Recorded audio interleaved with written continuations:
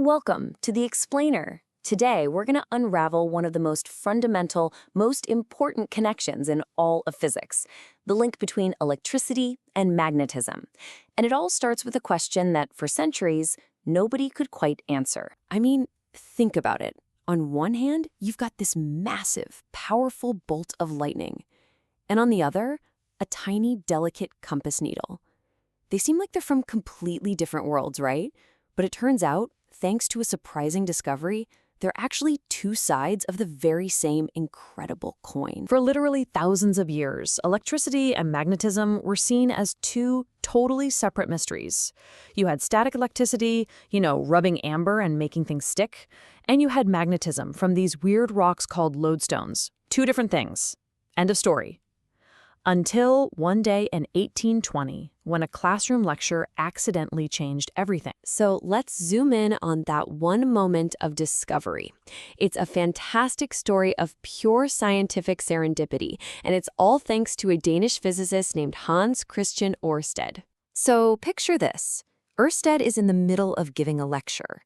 He's got a wire, a battery, and a compass on his desk for a totally different experiment. He flips a switch to run a current through the wire, and out of the corner of his eye, he sees the compass needle jump. It was a complete accident, but Ørsted knew, in that instant, he was onto something huge. This was the first real proof that these two forces were connected. So of course, he starts playing with it, and he really quickly nails down the basic rules. He realizes, okay, a moving charge, a current, is what creates this magnetic field. And the field isn't just a blob, it actually forms these perfect circles around the wire. And it's totally predictable. Reverse the current, the needle flips the other way. More juice, a stronger push. The conclusion was just inescapable. Electricity in motion is magnetism. Okay, so that's half the puzzle, right? Moving charges create magnetic fields. But what about the other way around? How do those magnetic fields then turn around and push on other moving charges? Well, the whole story is wrapped up beautifully in the Lorentz force equation. You can think of it as a 2-for-1 deal. The first part is the electric force we all know and love. It just pushes or pulls on a charge. But that second part, the magnetic force, that's where things get really weird. It only shows up when a charge is moving, and it doesn't really push. It deflects. And the difference between these two forces is just profound. The electric force is, well, it's pretty straightforward. It just shoves a charge along. But the magnetic force, it's much stranger. It only cares about charges that are already moving. And it always pushes them sideways, completely perpendicular to their motion. Which leads to a crazy consequence. A magnetic field can change a particle's direction all day long, but it can never, ever change its speed. So, how on earth do you figure out the direction of this bizarre sideways force? Well, physicists came up with this brilliant and super simple trick called the right-hand rule. You literally just use your hand. Point your fingers in the direction the particle is moving, curl them in the direction of the magnetic field, and whichever way your thumb is pointing, that's the direction of the force. It's that easy.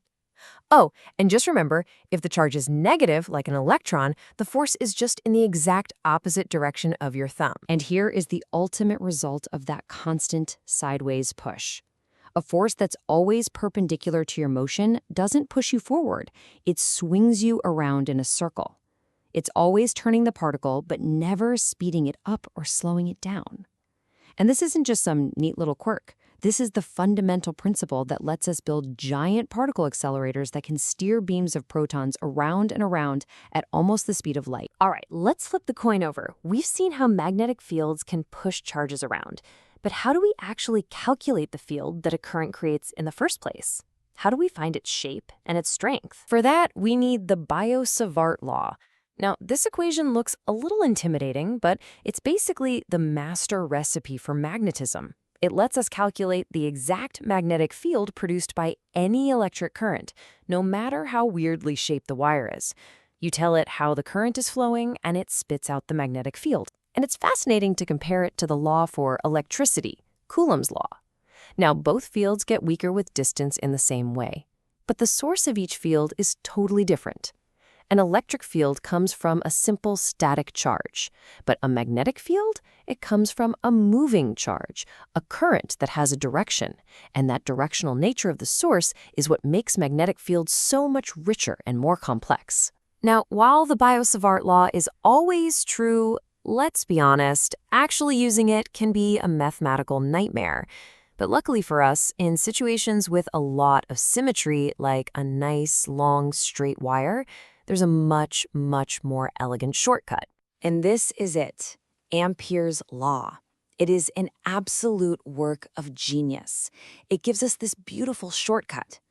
Basically, if you imagine drawing a loop around a wire, Ampere's law says that the total amount of magnetic field you feel as you walk around that loop is directly tied to the total current poking through the loop.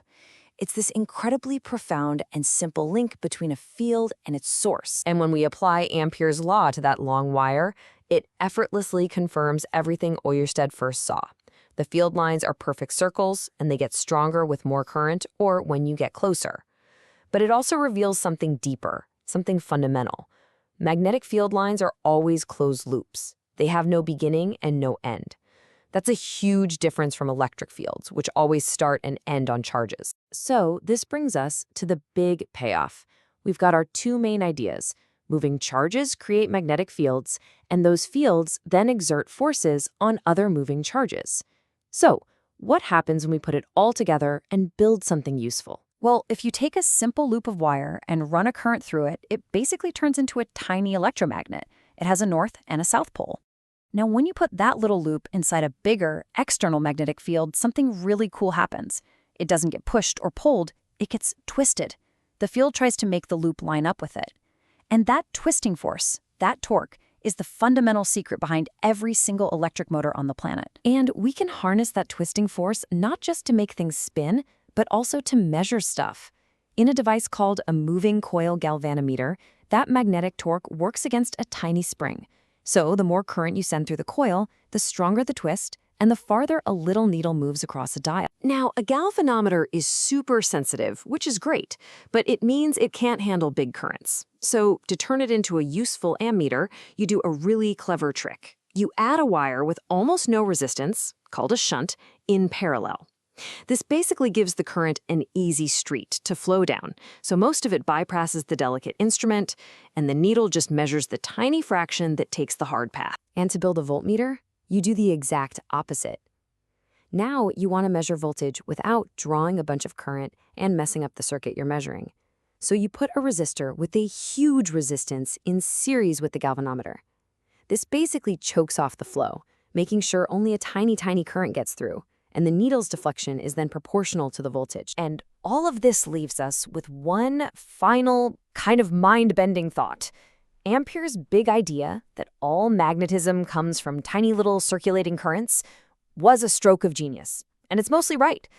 But we now know that fundamental particles, things like electrons, have their own built-in magnetism. It's not because something is spinning inside them, it's a fundamental quantum property of the particle itself, like its charge or its mass. And that suggests that magnetism is an even more fundamental, even more mysterious property woven into the very fabric of our universe than even Ampere could have possibly dreamed.